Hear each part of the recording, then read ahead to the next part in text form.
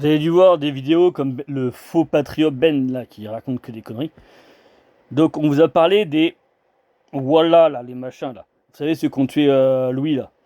On vous dit, ouais, mais vous avez vu, les noms des prénoms, c'est des prénoms typiquement français. À un moment donné, vous avez un cerveau. Putain de... Mais à un moment, stop. Je me demande à quel point vous êtes stupide. Est-ce que vous vous renseignez? Donc, je vais vous l'expliquer. L'interdiction de divulguer l'identité, le nom, le prénom ou l'image d'un mineur mis en cause, poursuivi ou condamné pour une infraction, crime ou délit, c'est régi par des textes de loi très stricts en France. Donc c'est pas les vrais noms et prénoms qu'on vous a donnés, mais réfléchissez. Voici 2 articles de référence. Donc, le Code de la justice pénale des mineurs, CPJM, article L 513-4. La publication par tout moyen du compte-rendu des débats devant les juridictions de jugement compétentes à l'égard des mineurs est interdite.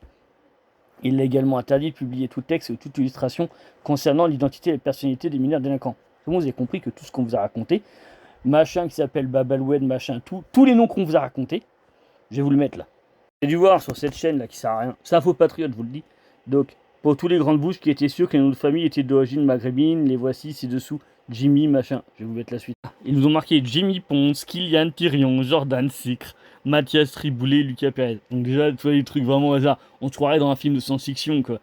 Et t'as des gens, un petit peu comme Ben le Patriote, qui, voilà, le mec, vous n'avez même pas renseigné, je vous invite à aller voir Génération Sankara, qui a fait pas mal de vidéos sur lui, qui est un faux patriote, le mec, il est pro-islamiste, il en a rien à foutre de vous, de votre gueule et tout. Et c'est juste pour avoir de la thune et de pognon. Complètement, il s'en fout. Donc je vous invite à aller le voir, ce mec, à vérifier qui il est, à aller voir sur le réseau. Et le mec, il te sort ça. Non mais c'est pas vrai en fait, les gars. Il y a des articles de loi, je vous montre la suite. Déjà, je vous ai montré l'article L513-4 qu'on a lu ensemble. Ensuite, on a la loi du 29 juillet 1881 sur la liberté de la presse.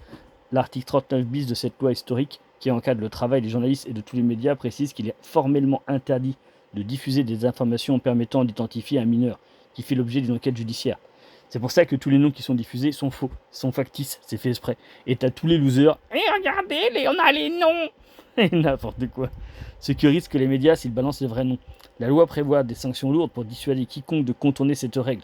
En cas d'infraction à l'article 39 bis de la loi de 1881, la peine encourue est une amende de 6 000 euros. Comme vous avez pu voir, la plupart des comptes Instagram et TikTok ont été bloqués par la gendarmerie, justement pour éviter que vous allez chercher les noms et les prénoms.